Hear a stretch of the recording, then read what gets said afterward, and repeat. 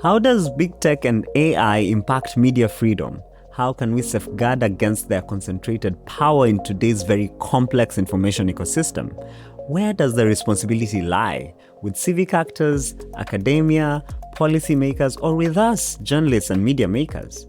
In this episode, we answer a lot of these questions where we explore the policy manual by the Organization for Security and Cooperation in Europe, OSCE Representative on Freedom of the Media. The policy manual was released at the Healthy Online Information Spaces Conference in Vienna on 22nd of October 2025. Surabi and I attended this conference and we have so many insights to share with you.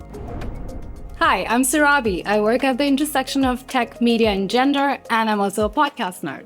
I am Mosati, and I support organizations create space for engagement, impact, and growth. We are part of the RNW Media team. And this is a podcast where we make sense of media from the ground up. We explore public interest media in a changing world, from challenges like trust deficit, disinformation, censorship, and sustainability, to innovations in AI, media funding, and online safety, and helping media makers make their work impactful. You'll hear from journalists, from thinkers, from organizations who are working in the front lines of media development. Because media isn't just about the headlines, it's also influencing us and shaping our societies. This is Media Actually. Our guest today is Julia Haas. She's the advisor to the OSCE Representative on Freedom of the Media. She works at the intersection of human rights, technology, diplomacy, and security, leading the office's digital portfolio. Previously, Julia worked as legal and human rights advisor at the Austrian Foreign Ministry. She's an international lawyer, sits on the advisory board of the Vienna Forum on Democracy and Human Rights, and is Rockefeller Fellow for the Trilateral Commission. She has won awards for her academic work and gender equality efforts. Julia, welcome to the podcast. Many thanks for the invitation. I'm very excited to have the opportunity to speak with you today and to present a bit our work.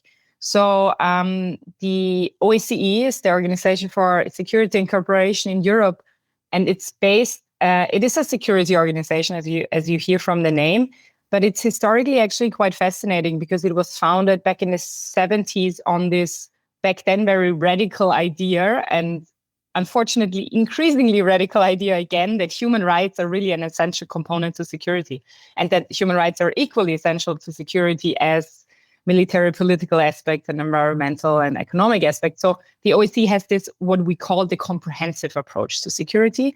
It's an intergovernmental organization, so it has 57 states spread across kind of the Northern Hemisphere.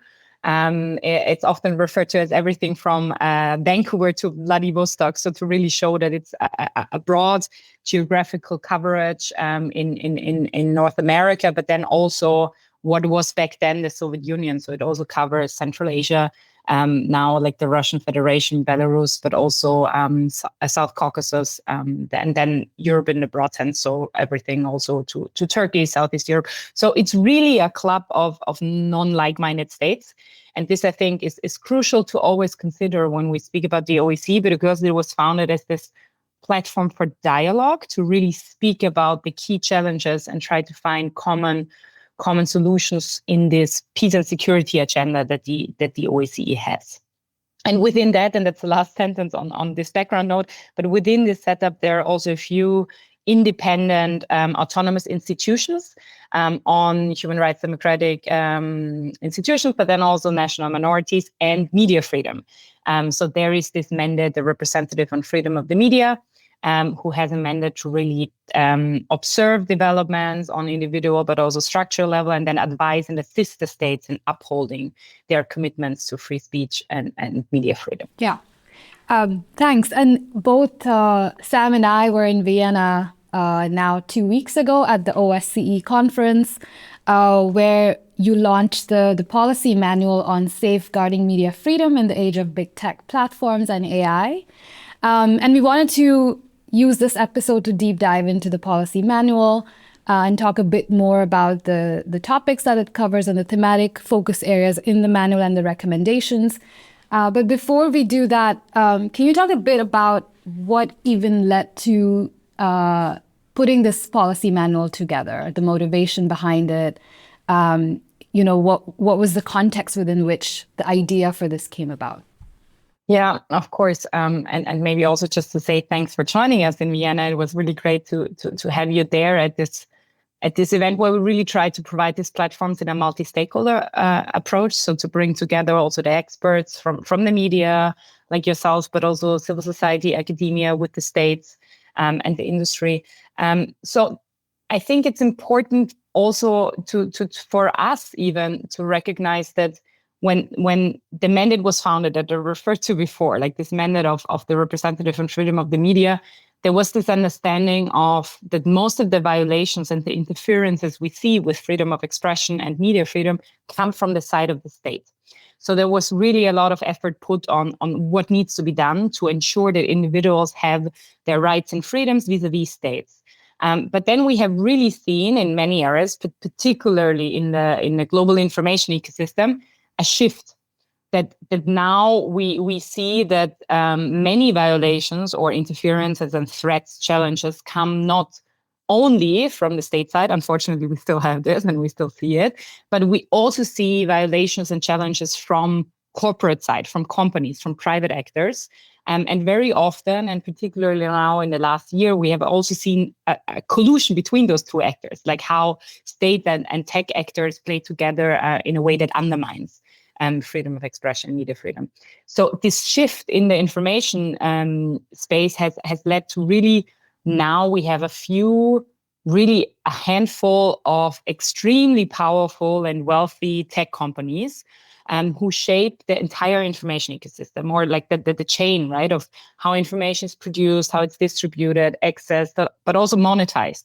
And this is really relevant to understand, also for a mandate like ours, because it means that if we speak about media freedom and upholding media freedom in the current ecosystem, it means that states not only have an obligation not to interfere, but also to proactively prevent others from violating our rights and freedoms. So this is what the policy manual tries to address, and why also our mandate tries to address this. There's almost a necessity for a mandate like ours to ensure that this undue power that we see in the information space now is addressed. And we refer to big tech in the policy manual. We provide also a definition. It's really about kind of the size and the power and the control over the information ecosystem. So it's not about only having some sort of gatekeeping to information, but really this immense undue power concentration. We see now, if you look at the information ecosystem, you see really these companies owning kind of everything from it, like even the physical infrastructure. We look at cables to kind of the content hosting, the distribution, the ad sector that I referred to before, now more also the AI tools and the cloud. So really the entire ecosystem. And that's paired with a lack of transparency, lack of human rights due diligence, accountability, all of that. And that threatens the integrity and plurality and independence of our information ecosystem. So there's really a need to ensure a regaining of the information ecosystem in a democratic and rights-based approach. And that is the aim of the policy manual, to contribute to that. Of course, as one of the editors, and you say rightly that the policy manual addresses states mostly and the recommendations that they should put in place to put in check big tech and AI companies. But then why should an everyday person who may be listening to this podcast care about this policy manual? What is it to them? Yeah, that's an important question, or a fair question, of course, also for an international organization to think about.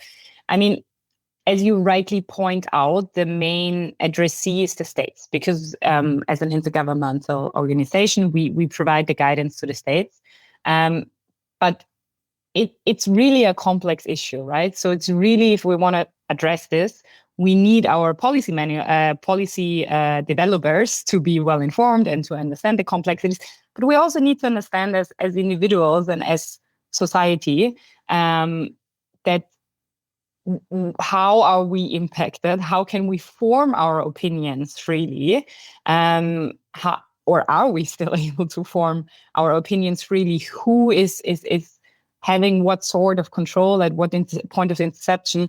And how can we make sure we contribute in a like also calling for democratic rules, rule of law, for checks and balances, to also call on our policymakers to ensure that the information ecosystem is free and plural and based on rights and principles.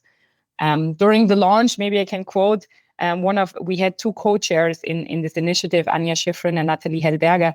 And Nathalie said during the launch that the future of media is not yet written. And I think this is important also in this question you posed, because we all have a role to play, right? It's such a complex ecosystem, but we all make decisions, what we use, how we use it, what we also accept. And I think we really have to build this awareness, this understanding, to be able to request also that we have a democratic ecosystem, to also make sure that policy interventions by states are based on these principles and are not used for kind of governmental control either. And to have this collective approach, because it's really, I mean, that's what democracy is about in the end, right? It's this responsibility and not a guarantee to just call for better systems. And for that, we need to understand. We need to have this better understanding of the complexities and what can be done, in fact, to address them. Yeah. I really like that. The future of media is not yet written. We have to write it together. Yes. Allow me to move on to, again, as an editor, you were part of creating this policy manual from the very beginning. Mm-hmm. And actually, when you open the policy manual, there's a list of very many experts. And Ambassador Jan Bratu, yes, extends his gratitude to a lot of the experts. So I'm assuming you had a very long process of coming up with these recommendations. So allow us to take you back and ask you to talk about the methodology of coming up together with this particular report, or rather with this particular policy manual. How was that looking like? Thanks for this question, because as you say, for me personally, this has really been a very long and intense process, and it's important to also show that it's not only a kind of course, it's a publication, it's an outcome, but we really try to provide a state-of-the-art document that's built on extensive experiences, expertise, knowledge, and to also bring in the perspective of diverse people, not only regarding their background or also geographical background or expertise, but to really make sure that that diversity and complexity is reflected in the policy recommendations. So it was an almost 2-year process in the end. We started with the commitment to develop something on this 2 years ago. And then we partnered with the Forum on Information Democracy as implementing partner. We identified the co-chairs, set up a steering committee, and then we really identified more than 150 experts from across the region. And as mentioned, different stakeholder groups. We had several expert roundtables. We had stakeholder consultations. We had interviews with big tech and industry. We also had an open consultation where we also invited states to contribute with their experience. And then most importantly, also we had this really in-depth analysis of what policy recommendations, regulatory frameworks are out there. What lessons can we draw? What has worked? What maybe hasn't worked, and why? And really, how can we dissect all of that into a guidance and a vision and a way forward? And just to note, I think RNW Media also played a role in one of these consultations that happened at RightsCon in Taipei. But I'm also curious to know, and if you're comfortable sharing, what was the reaction particularly from the big tech when you reached out and, this idea of putting the policy manual together? What was the reaction from them? Were they open to be part of these discussions? Or I'm sure they also have certain challenges that they are confronting at this point. But I'm very curious to hear, what was their reaction? Yeah, it's also something we, to be completely honest, always struggle with this question of where and when and how to best involve them. Because of course they're crucial actors, no doubt, and we have to engage with them, but also they're not neutral actors, right? And many of the things we recognize is challenges that are caused by their business models, by their approaches. So we wanted to make sure that in the recommendations that we developed, we're really independent. So in these consultations that we did, we intentionally did not have big tech representatives around the table, but we wanted to include their perspective by having separate interviews where we really asked specific questions and wanted to better understand from them what kind of safety features do they provide, what kind of how do they rank and news media, like how do they define it, how do they address these issues, but rather to inform the process than to give them a possibility to shape the recommendations on especially regulations of them, right? So we try to include them in the process while ensuring this independence. And I must also say that not all of them were incredibly eager to speak with us and to share their insights. We did have some interviews, but we also requested more than, or like from some, it was not possible to arrange a conversation. And I think now the main focus is really kind of the next step, right? So now that we have developed this policy recommendations and this guidance, first and foremost, of course, we want to engage with the states to make sure that they can adopt and realize their positive obligation to media freedom, but also platforms and private actors have a role to play, and we have to hold them to their responsibility as well. So there will be more engagement from that perspective as well. We've spoken a lot about recommendations, so let's get into it. Yeah. What are some of the main findings and recommendations that the policy manual actually puts forward? So we have 8, I think, main findings that we came up in the process that really then inform the recommendations. So just to very quickly, I mean, I can name them because most of them are really self-explanatory, I think, but they build on one another and then really try to give the or to reflect then the recommendations. So the first main finding that we had is really this gatekeeping power, this captured information space that we say also with regard to news, so really with regard to public interest journalism. Platforms now and increasingly also AI companies have this gatekeeping power over what news is seen and heard. That's the first finding. Then the second one is that the concentrated power that we have really provides a systemic risk to pluralism and democracy. And we also recognize that issues around news visibility, viability, and vigilance, so safety questions, are really interlinked. And then we say that we refer to the responsibility of states, the positive obligation to respect, protect, and fulfill media freedom, which also entails this need to act proactively. And so not only to react, but to really also set the framework and the democratic standards in which technology should be able to be designed and deployed and developed. The next assessment that we have that, in fact, we have seen a lot of policy interventions and also so-called media privileges that have been adopted and enacted in some contexts, and we have seen different policy interventions. So the next recognition that we have as the main finding is also that, as always, state intervention, of course, also carries its own risks, which automatically brings us to the next main finding, which says we have this necessity of a robust rule of law safeguards. We have to make sure that policy interventions or state regulation is actually bringing this democratic and rights-based approach and not undermining our rights and freedoms either. And then the last finding, which maybe is even the strongest in the sense of the most visionary in that sense, is that we say while mitigation of all these challenges we have identified is really urgently needed, we also need structural reforms. We really need a transformation if we want to safeguard media freedom and we want to have this, what we call a healthy online information ecosystem.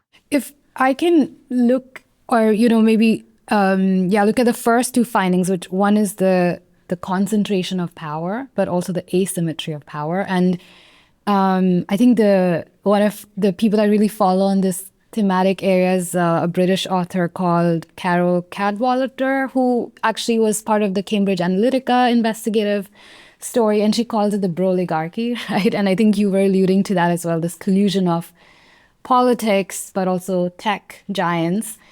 And I'm wondering, how did we get to this point where we have this collusion of power and too big to fail, for instance, now, even for the big tech? What have been your reflections while going through this 2-year-long process of what has led us to this point where we now have to really grapple with this idea of immense concentration of power and wealth in the hands of a few rich, wealthy tech giants? So first of all, I think one of the conclusions that we draw from this process is that this sentence that you referred to, this too big to fail, is something we really want to dissect and disagree with, because it's really also something that's a narrative that has been fostered intentionally by those actors, like the same as we see now this AI I cannot pronounce this word, this AI inevitability, right? It's like there's only this one future and it's defined by us big tech actors.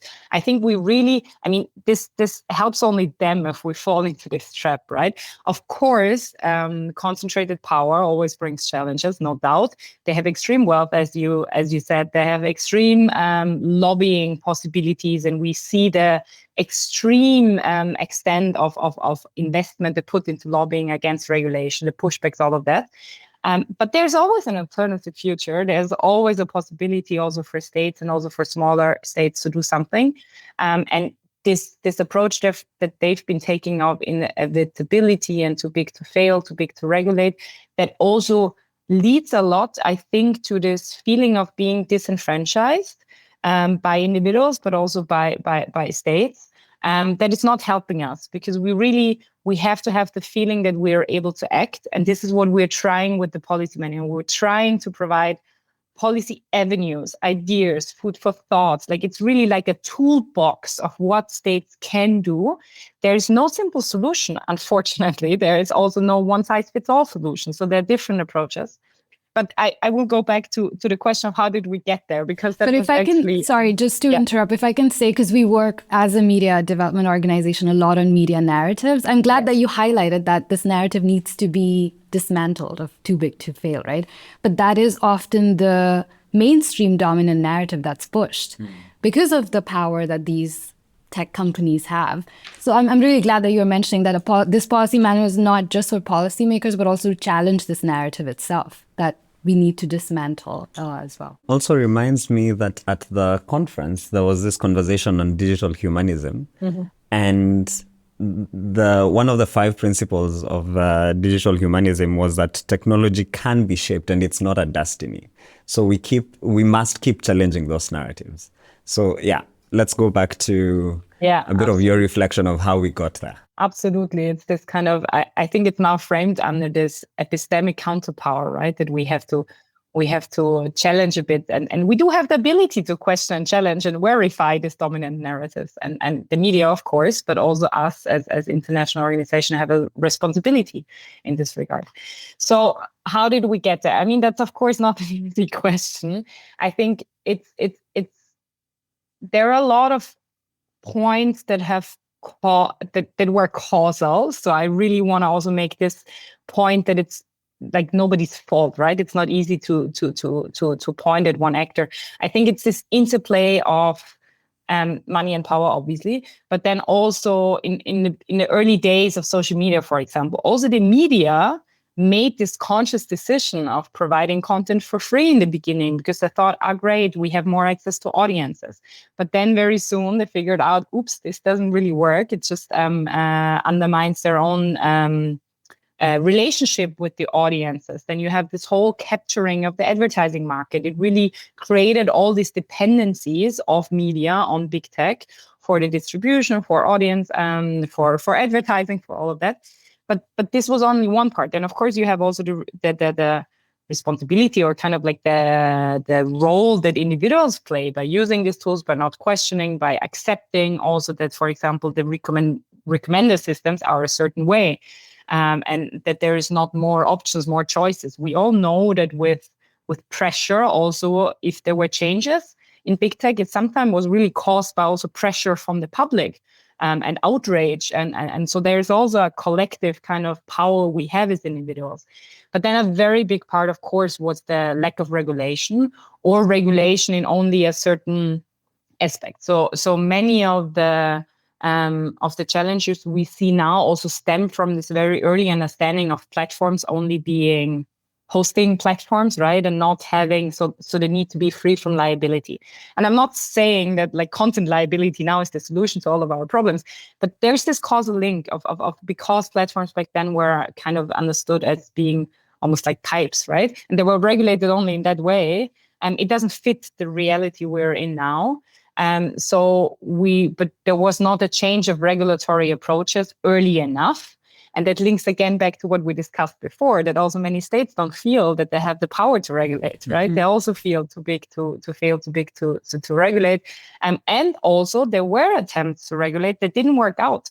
Some of them, and you will see them in the analysis of the report, some of them have not led to the success that was intended. Like we saw this whole approaches, for example, with bargaining codes, with making sure there or attempting to get fair remuneration for the distribution of media content through bargaining codes. But if it's not a level playing field, then we have an unequal negotiation power and it might not work. Or we have also seen that, for example, in Canada, when they tried to replicate the Australian model of forcing forcing big tech to pay for the distribution of media content, they just stopped to carry media entirely, right? Which shows the absurdity of the level of power they have, but it also shows the complexity of policy intervention. So there have been also some unintended consequences. So it's really important to understand the entire ecosystem. And I think all these different elements have led us to where we are now. But there have also been good practice examples. Bargaining codes have also managed to get remuneration to media. There have been some kind of counter approaches. We see particularly in the European Union, there is regulation that tries to, at least if not addressing the core of the business model, at least addressing mandating risk assessment, at least getting into this question of content and moderational aspects. But now, and this I think is why we're also in a crucial point right now, is that in the last month, we have really seen this power collusion that you refer to, where the tech power and the political power are very much aligning. And we have already previously seen often that tech companies align with governments and even authoritarian leaders. There are plenty of examples from around the world, as you well know. But now we really see how the narrative and the business models of big tech is being instrumentalized as a policy attack also of others to attack the digital sovereignty and the regulatory autonomy of other states, which of course is highly problematic from several aspects. And I think this is something where it's frightening. It's a challenge, no doubt, but it also has enabled us a bit, or it also almost provides a bit of a window of opportunity, maybe, if we want to try to find a positive narrative to say, okay, we are at the point where we just have to recognize that just fixing, quote unquote, certain aspects of the platforms will not be sufficient. We really have to rethink, how do we want to have our information ecosystem designed? How should it look like? How can we make sure the technology provides benefits for media freedom, for democracy, and for the public interest? And then once we have defined this vision, kind of go back and say, okay, and what does it mean? What are the policy interventions we need? What is the structural reform we need? What are the mitigation measures that are needed? So this is a bit the overarching approach that, again, we also tried with the policy manual, and that has really also been recreated in this process, because the world has shifted a lot, right? Not only technology continuously evolves, but also the geopolitical dynamics have shifted, of course.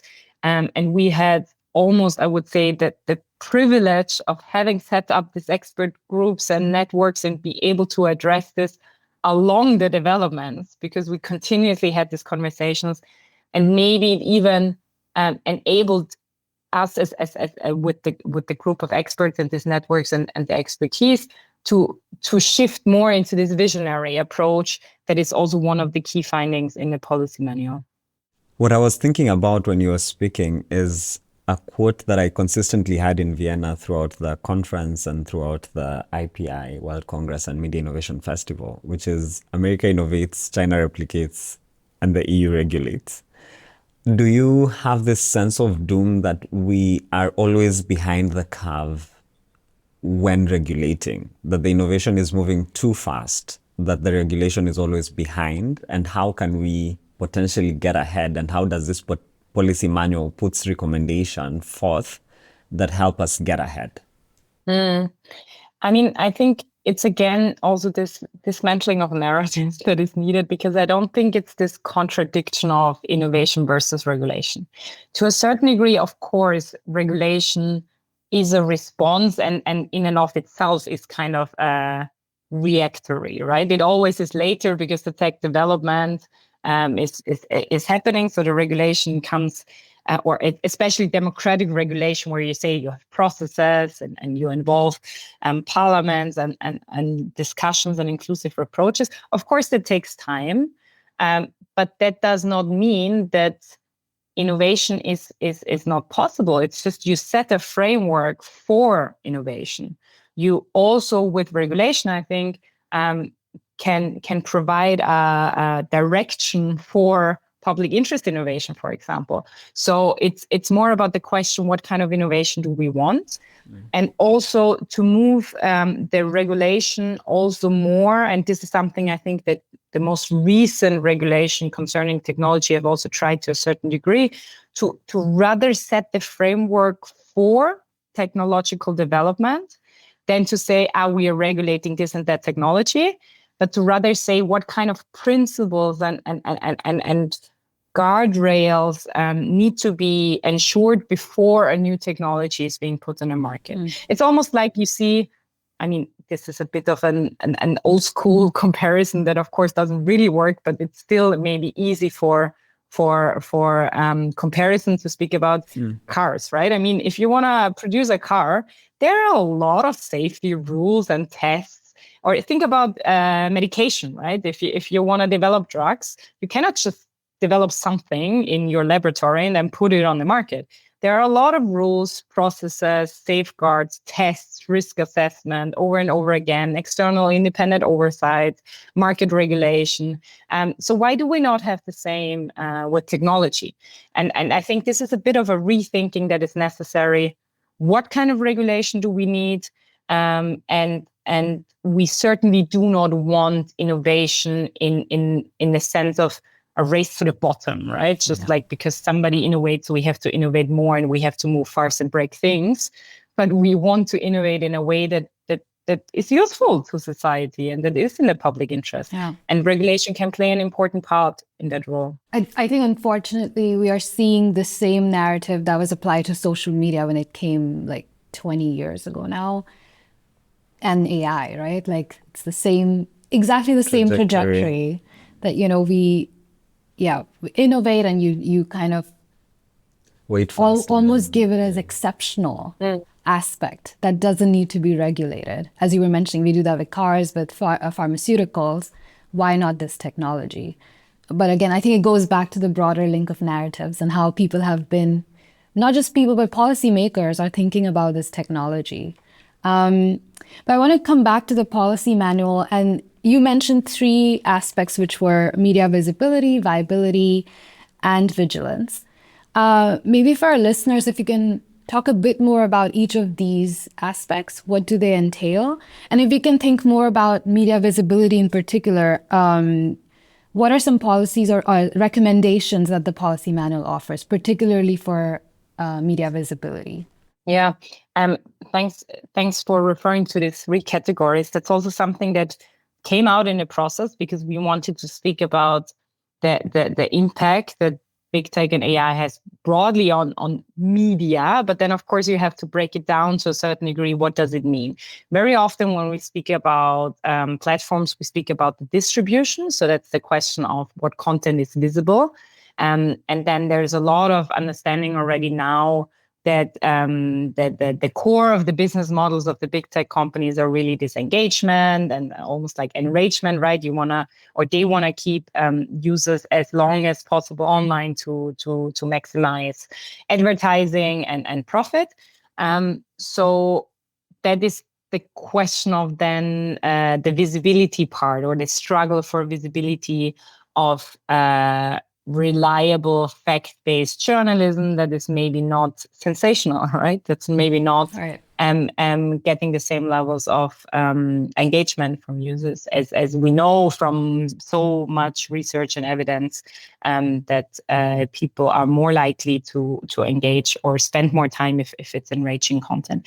So that is one aspect, but it's not the only aspect. And it's very closely interlinked then with questions of viability.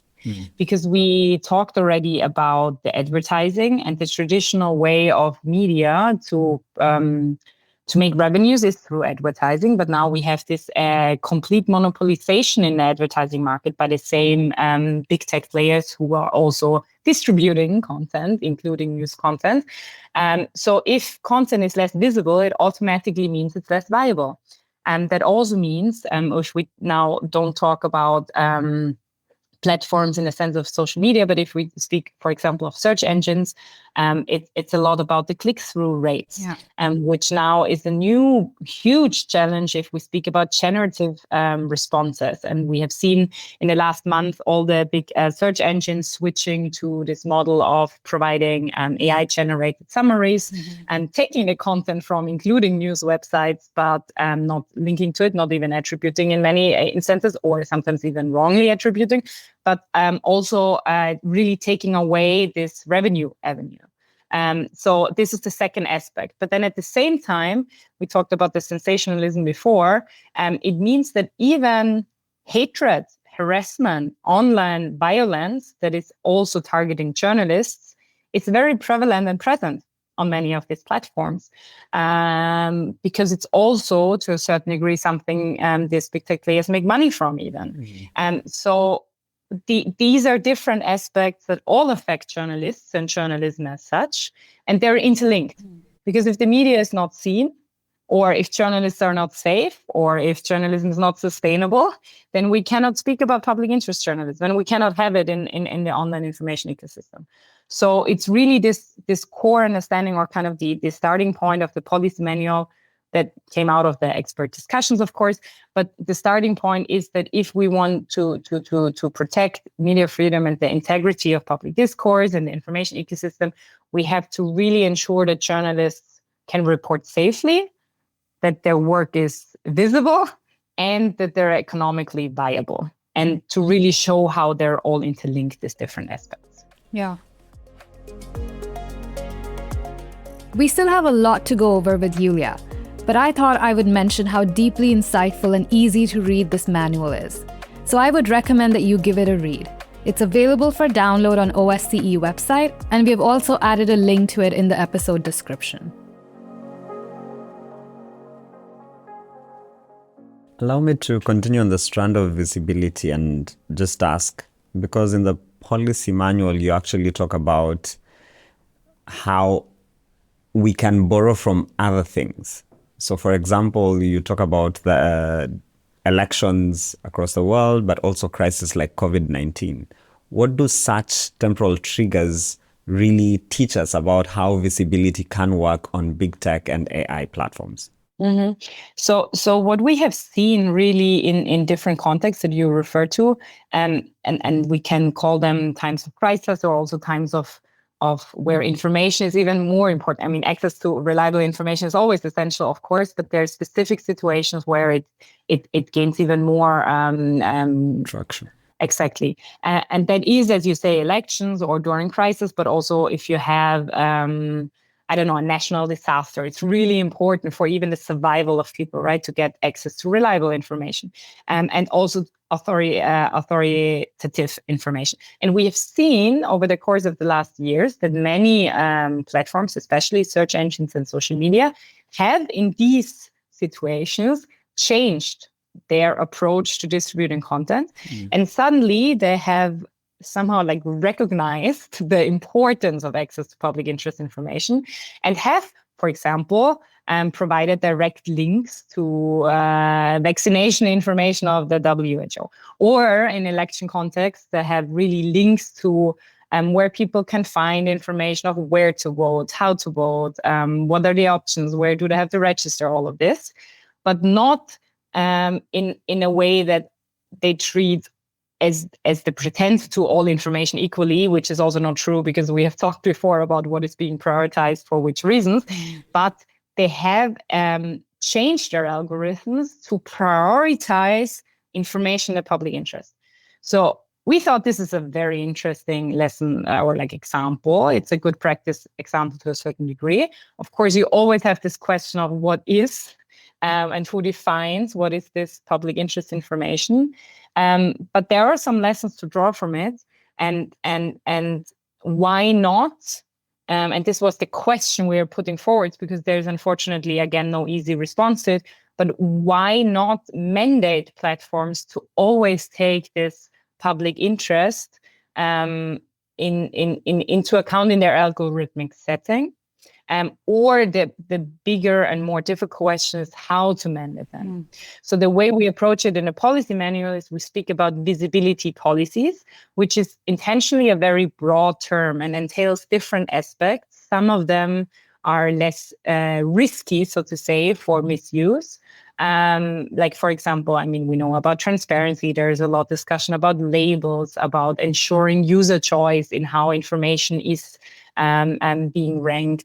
There's a lot of important work and thinking going into how recommender systems could also be developed by external third parties, but mandating the platforms to make it interoperable, right? To make it possible for people to use this other ranking means. And then, for example, you could have content ranking by a public service media, even, right? That decides what information is the most relevant, most timely, best research, what are different approaches and opinions, and then ranking it that way. And then you as an individual could say, okay, I'm interested in that, while on another day, maybe you're more interested in entertainment access, right?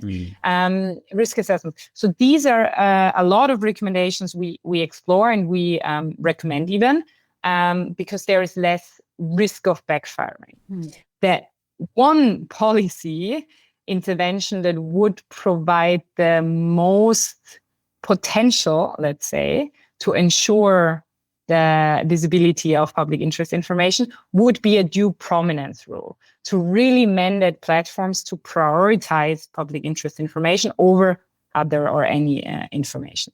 But that, of course, then gets us to the very, very difficult question of what is, for example, journalism, public interest journalism? Who defines it? What is the process around it? How can you make sure there is a reliable and independent process that cannot be captured, neither by the big tech nor by states? And how can this also all be algorithmically measured? So then we really get into the nitty-gritty that is incredibly difficult, which is also why in the end, we provide in the policy manual in the chapter these two levels of policy recommendation, where we say a lot of recommendation around interoperability and transparency and user choice, agency, all of that is recommended to everybody, kind of. But then there's this second level, which really can only work if it is embedded in a very strong system of rule of law safeguards, democratic checks and balances, and if it's also ensured that the definition of what is public interest journalism comes from the media self-regulatory approach itself, and it's not being defined neither by states nor by private actors. Yeah.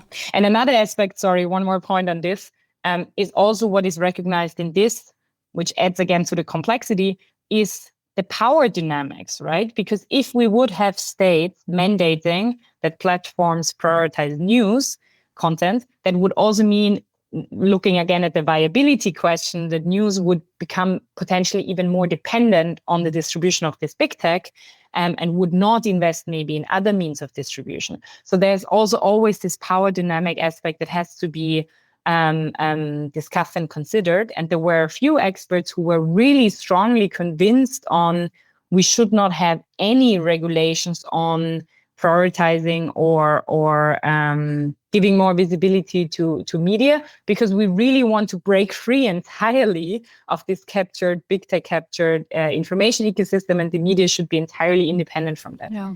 That's why there was really no consensus, even in this field of experts, what is the best policy solution.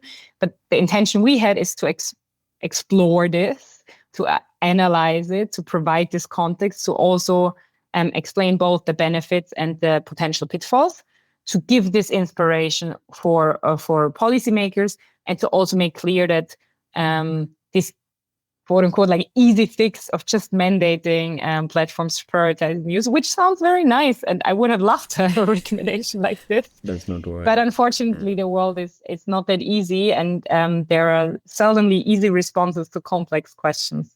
I mean, I have so many thoughts on what you were sharing, but two things that I want to highlight. One, I mean, at RNW Media, we work with a lot of independent public interest media makers, and one of the key things it precisely is, and we work globally, is how do you even get your content visible on these algorithms, right?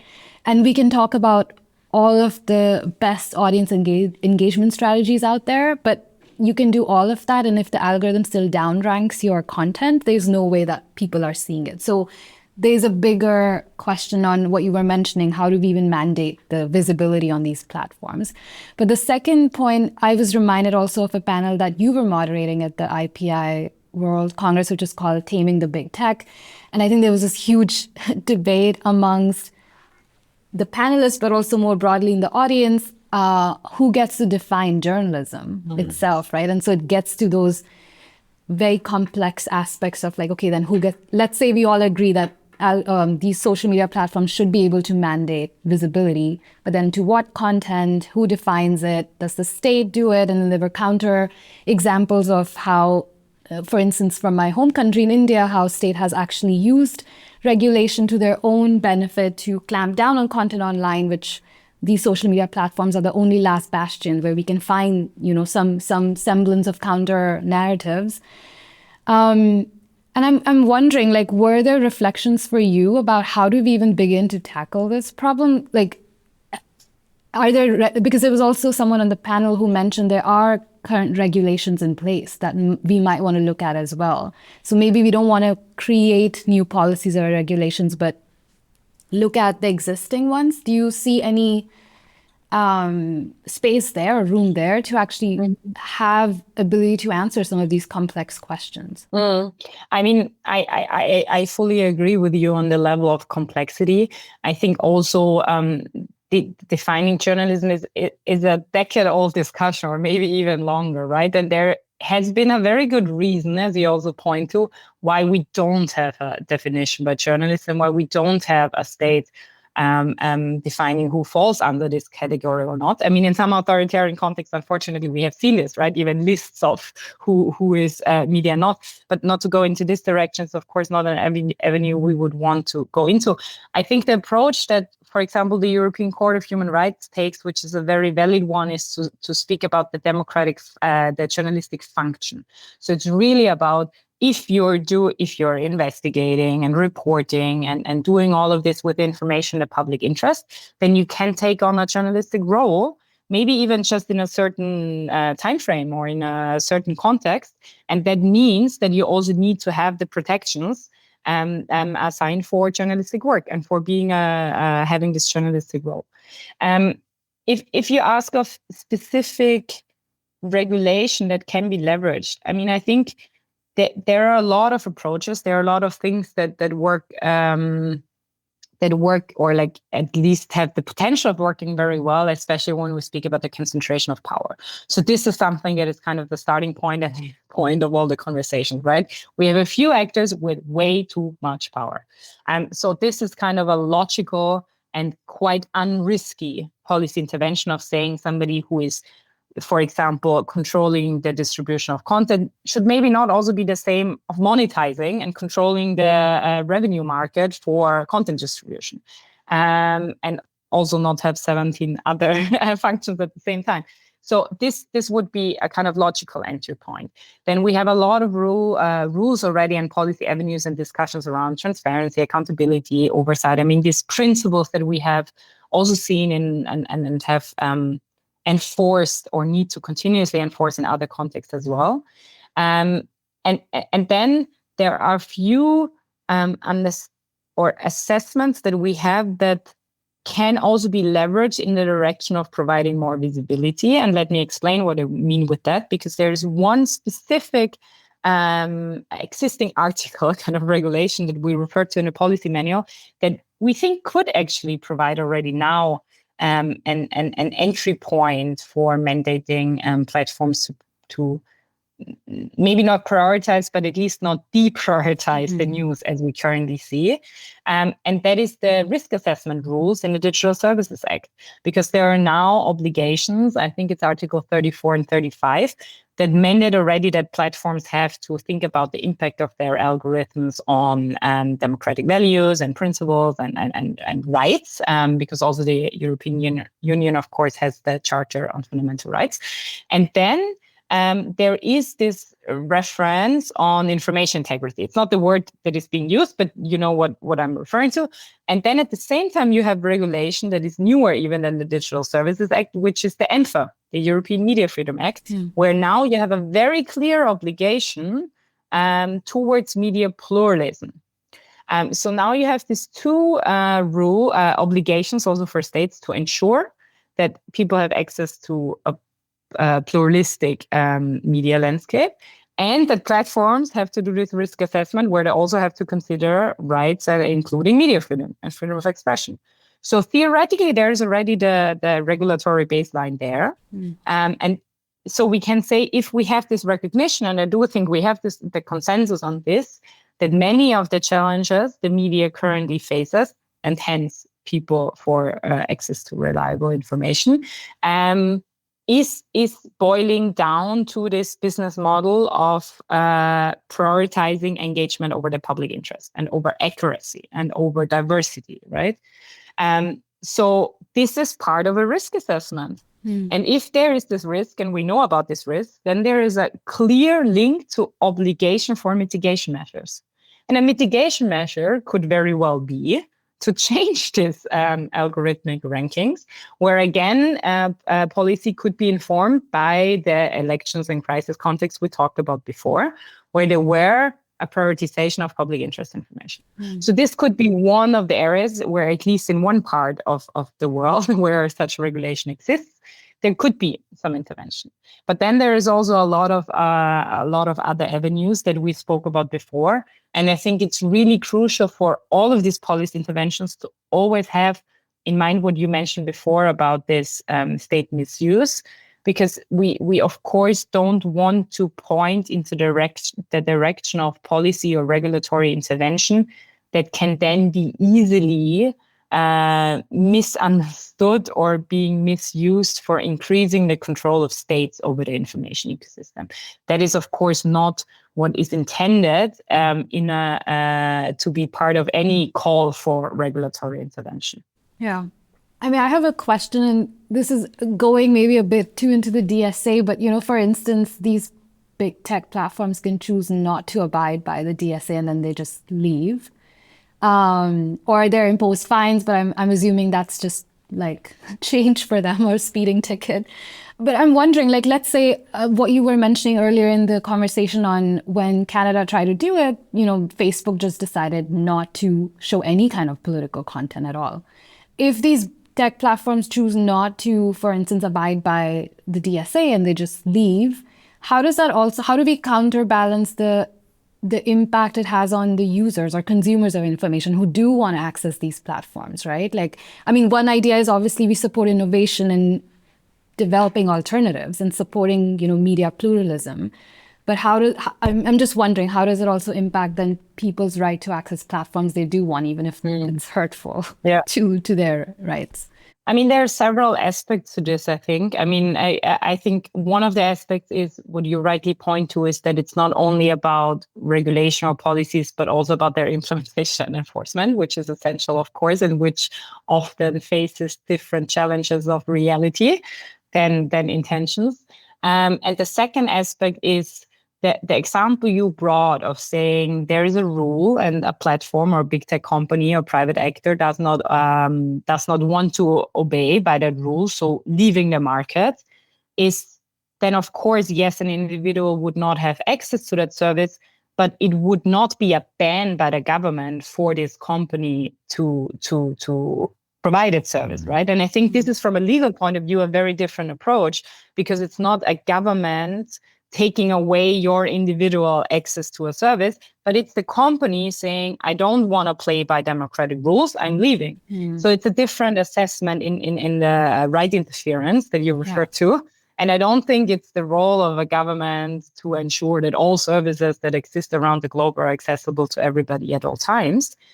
But it also is and then the third aspect maybe that I want to refer to, and I hope I'm not misquoting here, but I think it was Joseph Stiglitz, actually, the economic Nobel Prize winner a few years ago, who said now, and maybe this was informal in conversations rather than a public statement, but he said that by now we are in a situation that maybe it would not even be that bad if big tech leaves the European market, because then there would be this huge push for new innovation, for new alternatives, and for building different systems. And that brings me back to also one point I wanted to make, and I didn't make before when we spoke about innovation and regulation, that there is also this very big misunderstanding currently that big tech is contributing to innovation, because it's not. I mean, there's a lot of now already research into how this concentration of power in a specific market, like, for example, the technological sector,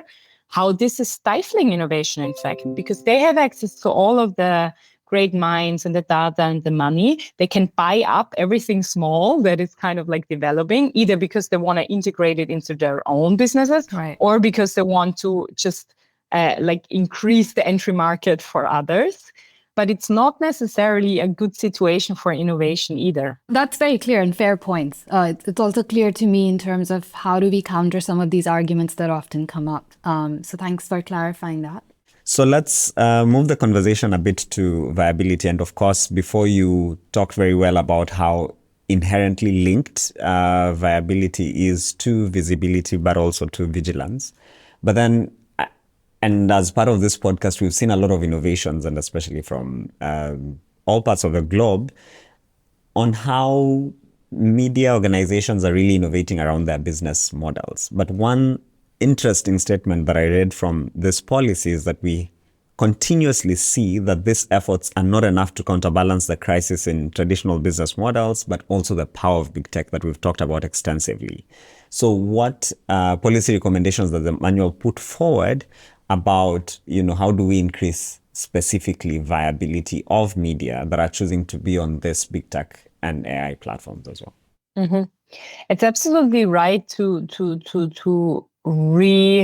remind people about the media having tried a lot of different innovatory models and approaches, and it's really not that the media and the broader kind of scheme of things has not tried to innovate.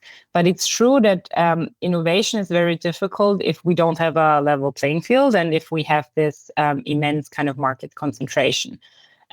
So the approach that the policy manual takes is to speak about how to counterbalance the enormous profit these big tech companies and AI companies draw from the media. So it's not so much the bigger question of media viability, because there's a lot to speak about that, right? And also about the public funding and support and all of these aspects, but really vis-a-vis big tech and AI companies. So we have talked before about the advertising and the content distribution. So we know that platforms are benefiting from media content. It's very difficult to put a value kind of on individual pieces of media or news. But there is a value and there is a lack of fair remuneration for this. So there is a lot of policy recommendations in the direction of bargaining codes, of making sure there is a framework to ensure that the media that is being distributed is remunerated. And then we have this whole new and even more difficult question with generative AI, where we know a lot of the training data that, for example, chatbots or others are trained on is being taken, including from the journalistic content, without compensation, without content, without also being attributed. So that, of course, is a huge issue.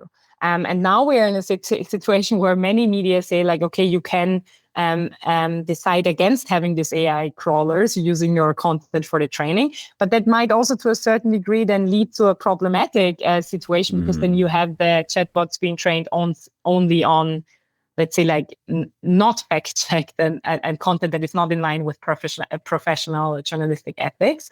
And also media has this public interest mission, right? So many of them want to ensure that also the chatbots are based on reliable information. But then there needs to be compensation, remuneration for it, of course. So we also provide some recommendations in this regard. And then also the point that you mentioned on how the media can innovate, also to give at least a little bit of a direction into how AI and technology can also be used to actually have more independence and to limit the dependencies of big tech. And one point that comes out of that came out of the discussions, and that is a recommendation in a policy manual as well, is the question of digital levies, and to also try to recognize that many of the challenges the media faces from point of viability is really linked to this concentration in the online information or digital information ecosystem. So there needs to be a certain kind of counterbalancing. And there are some examples that we explore to also say how can digital levies, for example, then also really be linked directly to support for public interest journalism. And I think I was listening to a podcast recently where they were talking also about consumers. They're using our data for free. And there were some conversations, I think in the US context around, can we also have these social media platforms actually pay users for their data that's being used by these organizations? And I'm wondering if there's also some way to link that to, as consumers of public interest information, we also have certain stake in terms of how our data is being used or tracked or advertised to make profit for these companies. I was just wondering if there were any reflections during the process here in terms of what the role of the consumer is. Yes, of course. I mean, it's this, I think now, again, trying to quote, hopefully correctly, I think that Courtney Raj made this point very, very clearly on saying it's this radical idea that you own what you produce.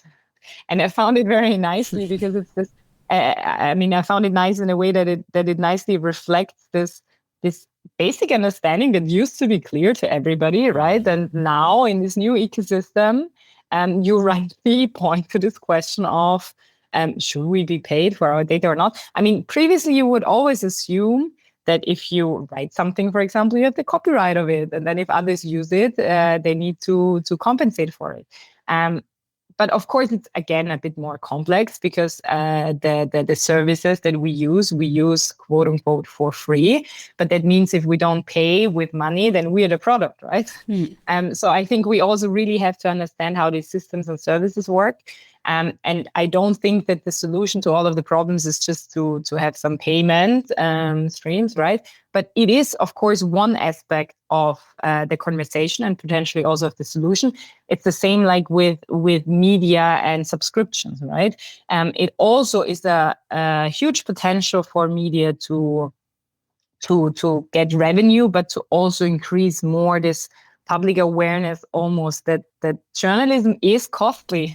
It's investigations and doing all of this work. It shouldn't be for free in the sense of that anybody everywhere can do it. It's not, and it is a costly endeavor, right? Yeah. And people should be willing also to put a monetary value on it because it has a democratic value.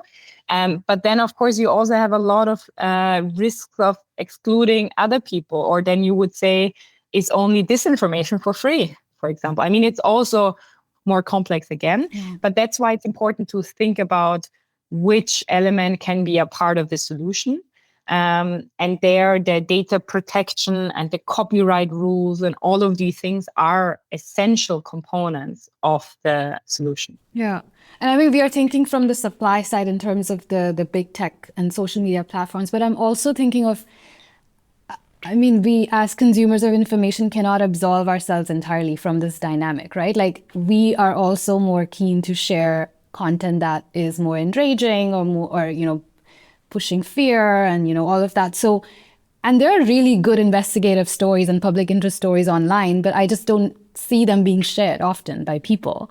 So I'm wondering if there's also a way to encourage people as consumers of information to, I don't know, it's a very crazy idea, like kind of get a tax rebate every time you share a, public interest news story, to sort of incentivize that we also need to consume information that's fact-based, reliable, and has been invested by journalism and journalistic organizations. But I think I'm thinking more from the demand side. How do we also change some of those aspects? This is also maybe a bit, we could almost go into a philosophical discussion here, and certainly a psychological one. But I think it's the demand side is an important point you say. And one aspect that comes to mind here is something that we have tried to push also from the OSCE side, is to not only speak constantly about literacy, in the sense of course, it's important that individuals understand how information is being produced, who controls what aspects, and to be able to navigate in the media and information landscape, but it's also about media freedom literacy. So it's also about really sharpening the understanding of the relevance of public interest information, and independent and pluralistic information ecosystems. That is needed, because if we don't have this basic understanding as individuals, as societies, as policymakers, we will not get there, right? We have to have this understanding and we have to work towards it. So I think the demand side is really important also from that perspective. But then, of course, it's also fair that not everybody has to be confronted with news all the time and public interest information. And it's a very complex world we live in, as we all know. So I also understand that some people are intentionally kind of focusing on other aspects in their life as well. Mm-hmm. But then it's also the question of how to translate complexities into language that is accessible, maybe also entertaining and also interesting from an emotional point of view. Maybe we can move on to then the last thematic area, which is media vigilance. And we have been working actually a lot on tech-facilitated gender-based violence, with journalists on how do you report on issues of TFGBV, but also gathering experiences that journalists and media makers have had in online spaces, especially women and gender diverse people.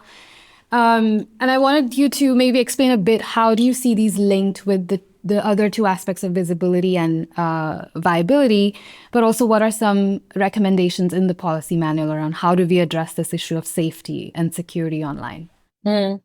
So, what we discussed so far from the perspective of visibility and viability very much gets to this question of how can we make sure, or like to break it down in a very simply language, like that journalism survives and still exists, but it's also visible and accessible online. But then we also have to think about the willingness of journalists and also individual journalists to be present in an online ecosystem if they're exposed to violence and harassment. So the safety component is really essential if we want to make sure that journalism exists and is visible and accessible. So the safety component is again interlinked and very important. And then in the policy manual, the way we approach is that it's a bit more challenging maybe to clearly identify what should be the role of the state if we look at big tech and AI again, because in general, there is, of course, a lot of interventions and protections that the state has to provide for safety of journalists more broadly. And then there is a lot of aspects of also law enforcement, recognizing that online violence is violence, right? Their capacities to investigate and to swiftly investigate. And all. There's a whole aspect to the role of the state in that sense. But then it's also the question of whether and how states could mandate the improvement of safety of journalists on platforms and in the context of AI, which is a bit more of a difficult question. And so what we did in a policy manual is we tried to assess what are currently the safety features that these platforms provide, because at least all the big tech platforms have at least public commitment to safety, right? But there's a lot of independent research and evidence by now showing that they also profit financially from at least a certain level of hatred and online violence, and that the safety features that are being provided are not sufficient. So the approach that we are recommending is to move more in the direction of safety by design. That's something that has been explored more already in the conversation on transparency by design. And there is a lot of research also, especially from the perspective of tech-facilitated gender-based violence that you refer to, of saying how would the design of platforms need to look like to ensure that attacks against journalists, or in fact attacks against the truth and facts and journalism more broadly, is not being rewarded in the system, which is the case now. So our overarching recommendation really goes in this direction when we speak about the way that big tech should be designed. But then in addition, we also have recommendations really on this legislative regulatory framework, and also to the essential role that multi-stakeholder approaches play in this regard. There's a lot of essential work, as you know very well, with regard to escalation channels and just making sure that there is also a direct communication in case a journalist is being attacked or their account is being blocked, to really quickly act and have this special recognition. And again, it is a bit this question of whether journalism or journalists should be treated differently online, right? I mean, in the end, this is a bit the question for all of the of visibility, viability, and also vigilance and safety. Because if we say journalism is a public good, then maybe the consequence also has to be that it has to be treated differently in our public spaces and in our information spaces, which would also mean that if we have specific privileges, that they are rather protections for journalism and journalists, and not for the sake of them only, but for the sake of democracy. And I think it goes back to the question, how do we even begin to define who's a journalist, especially now when we have news influencers and content creators also doing the job of journalism. One question I had on safety by design, because of course it's a longer conversation that's been in this space for a while. And one of my observations has always been that even in conferences like RightsCon, where there were a few sessions on safety by design and, often run by, and we were specifically looking at the gender dimensions of it. And these are often women or gender diverse people in the tech sector who are kind of driving these conversations. But people I always see missing in these conversations are tech bros, or the developers who are actually developing this technology. They're not part of this conversation. They're not there. So I'm wondering what are your reflections on how do we actually get them into the room to then even start having these conversations? Because it feels like we're just talking to people who are already aware of this. Preaching to the converted. Yes, that's a generally a challenge with everything, right? That it's easier to talk people of the same opinion. I just wonder, as a direct reply, whether we need to get those tech pros into the room, or we just need to get rid of too many tech pros designing and developing and deploying the technology, and whether we should not also pay more attention on having diverse developers and to have more representation in who shapes the technology that we use and that impacts us. But again, this is something that needs a lot of efforts and is more long term. And I agree with you that it's important to bring those who, like the decision makers, basically, or the policy makers, also from the technological side, into the conversations, and also to sensibilize and advocate and all of that. But also in parallel, at the same time, to try to break up this not society reflecting how to say that we have a really few very a few people who are not reflective of society, who have a disproportionate impact on how the technology looks, that impact all of us, and even impacts more, again, disproportionality, those who are not reflected in the room. And this is, of course, an aspect that is essential in the work on gender-based violence, but also the intersectional approach of safety of journalists, or generally, of course. And there's certainly a lot of work still to be done in this field. But again, it's an area where a lot of good examples already exist, where a lot of research exists, where a lot of thinking has already gone into. So it's not also an area where we have to reinvent the wheel, but we just have to make sure that the principles we're continuously fighting for also in the offline space are better being translated into this digital world of ours. Yeah. I think that's really a narrative shift that we need within the spaces, not to necessarily invite these tech pros, but also to build our own tech people that build this thing better. A common theme that we've been talking about throughout the conversation and is also a finding within the manual is the paradox of privilege that you've brought about a couple of times, that policy interventions sometimes carry risks for media freedom. We have spoken about how that actually exists and how that happens in practice, but then how does the policy manual realize this and propose how to mitigate that risk? The paradox of privilege is something we refer to because maybe I should start off with saying that we have to also recognize the diversity of governments. And unfortunately, we also as OSCE know that the recommendations we put forward are not only to democratic, good faith actors from the policymaker side either, right? So unfortunately, we deal with not only a lot of authoritarian context, but we also see this democratic backsliding generally, right? So we just wanted, or we also have this responsibility as international organization to make sure that we think through our recommendations, how they could be potentially also intentionally been misunderstood, or how they could also along the way be misused, and to make sure that we really refer to the safeguards to prevent such a misuse and capture happening. So something that we really tried throughout the policy manual, and you will see it.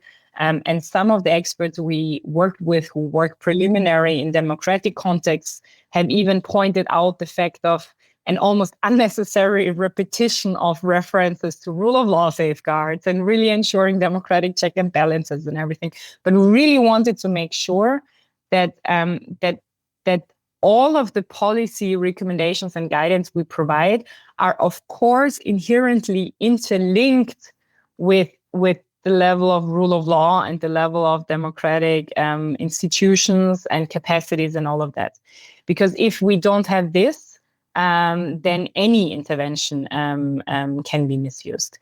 But I think, and this is something that we also discussed in the process, very often we see people arguing that, for example, if we go to the question of regulation, yes or no, we very often hear that there are voices calling against regulation because of the risk of misuse.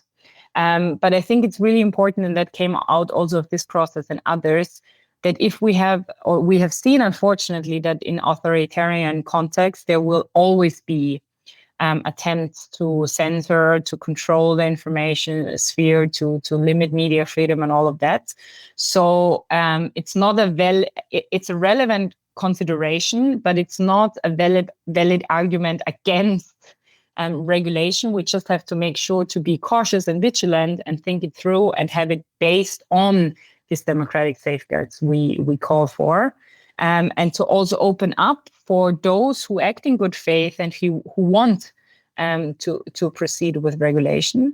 But it is important also to think that whatever we recommend is not only addressed to the governments we have in place right now, but we also have to think more long term, of course, especially considering the backsliding we unfortunately see in some contexts.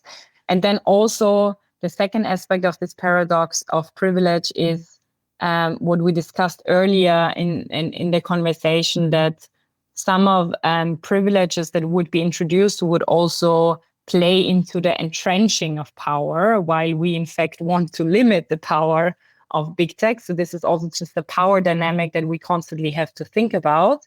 And the third aspect, I think, of the paradox here that we can refer to is that that we are still, even though this conversation is not entirely new, of course, the field is constantly evolving, also with generative AI and technological developments and geopolitical shifts. We are seeing an increasing power collusion between tech and political actors, but we are still in a point in time where we don't have a one-size-fits-all solution, right? Mm-hmm. So it's always, there is no perfect policy or like regulation. There is no perfect policy intervention. There will always be a few trade-offs. There will always be risks.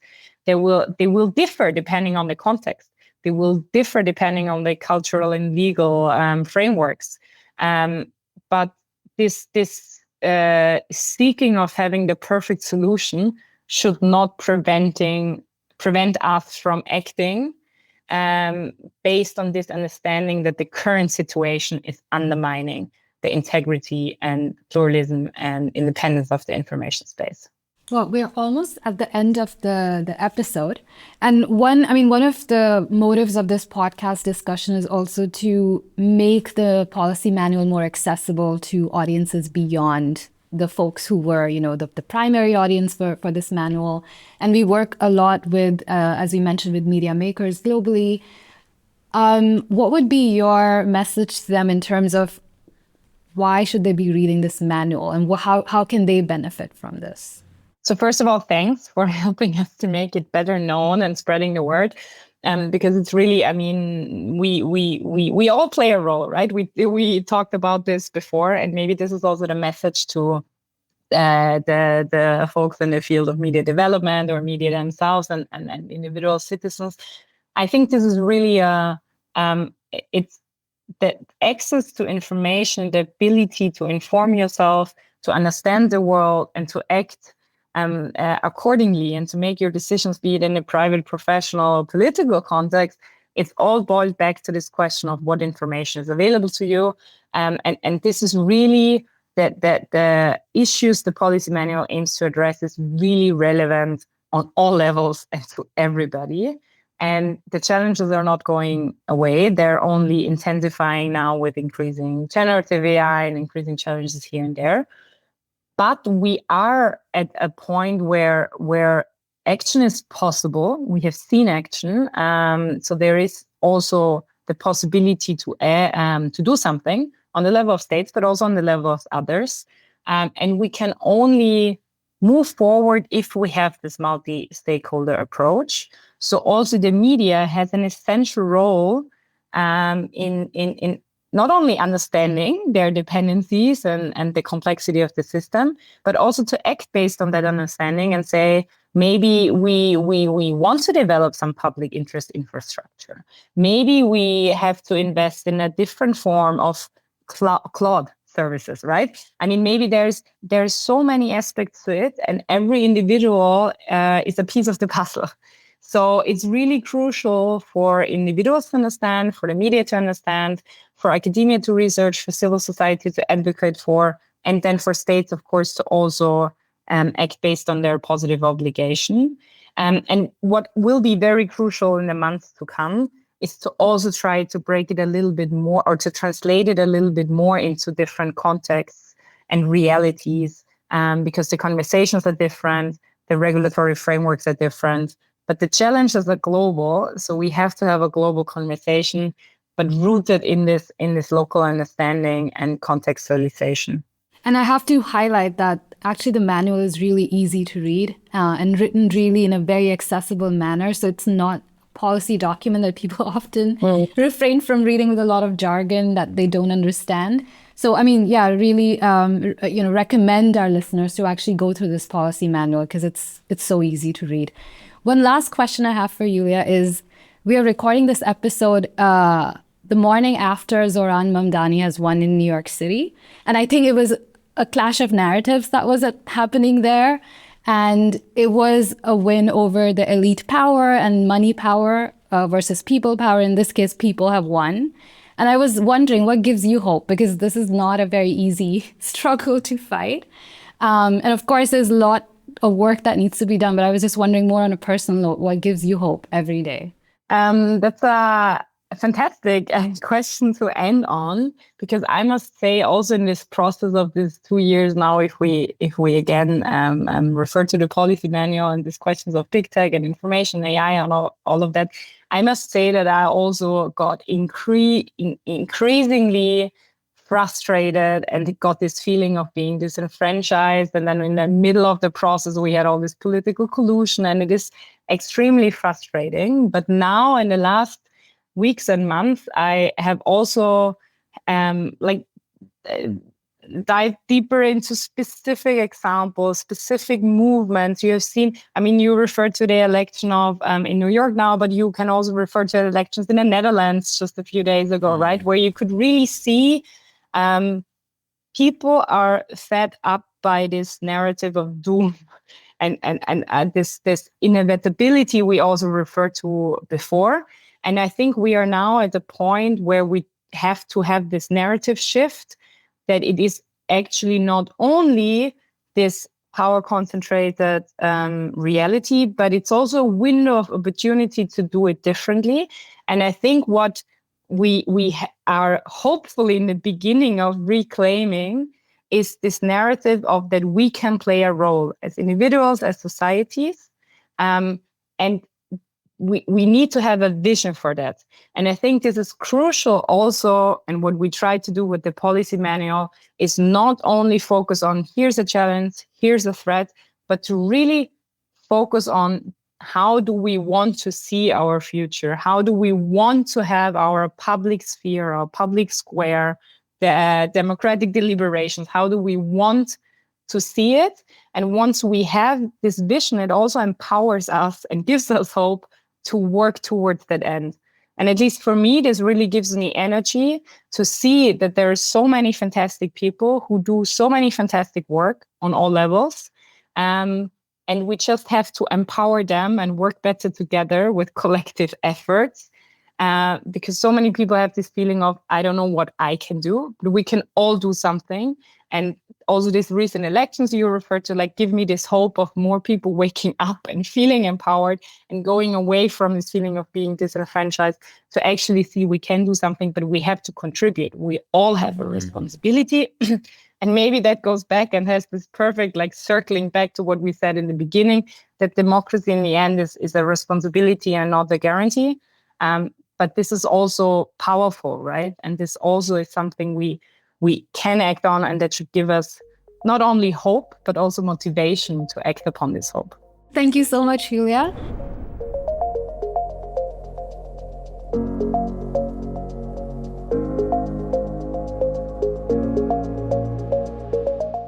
That was a very enriching conversation with Julia, and I especially appreciated her clarity and eloquence with which she offered her responses and nuances to the discussion as well. 3 things that have stayed with me from the conversation. The first one, of course, I think is very resonant to our politics today, which is the immense concentration of wealth and power and the collusion of politics and big tech. I think as a society, we need to acknowledge that this is a problem, and we cannot just simply not see it, right? And we have to acknowledge that this is a problem. It needs to be addressed. And that state and all of us have a role to play in undoing that. The second one was really about how policy is also about a clash of narratives. And narratives we use, even if unintentionally, can have implications for how policies are made and how they're implemented. So I think that was a very interesting insight for me, that ultimately policy can be about a lot of these nitty-gritties in terms of the implementation, the usage of word and vocabulary, but ultimately the broader storyline and the arc it's trying to push is what really grabs people's attention. And the last one, I think, and the policy manual does a really good job at this, is brings forth the interconnectedness of visibility, viability, and vigilance in terms of media.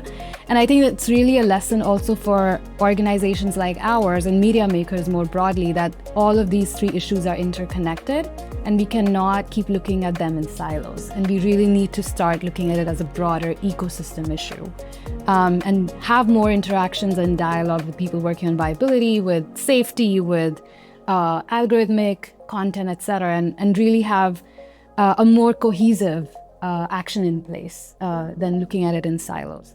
I really liked when she said that the future of media is not yet written. I think we have to write it together. And while this policy manual particularly puts together recommendations for states, I think it's very important that journalists, media makers, academia, civil society also reads all this so that they have that wealth of knowledge from where they can act from. My second thought really matches with your second thought, which was around narrative shift. We have to shift narratives with how we say things. We have lived in this space where we say that, it's inevitable that AI will take over the world, but, we continuously see that people are working towards showing us that technology can be shaped, and it has to be shaped for us and for democracy. Number 3, having read the manual myself, I think it puts forth very tangible recommendations for states, but then it also recognizes the paradox of privilege that can come out of implementing certain policy practices that can be negative for media freedom. And I think it's important whenever we do anything, we look at things from those two perspectives, that one thing could form a reaction that we really do not want. And I think, as Julia mentioned as well, that we don't necessarily need to wait for the perfect policy solution. Instead, even incremental change makes a difference, and we should all be working towards that. And we would love to hear from you as well. What did you make of this episode? Were there reflections, ideas, thoughts that you had? Please leave that in the comments. We would love to hear your feedback. Don't forget to follow us on our socials and listen to other episodes of this series where we unpack public interest media.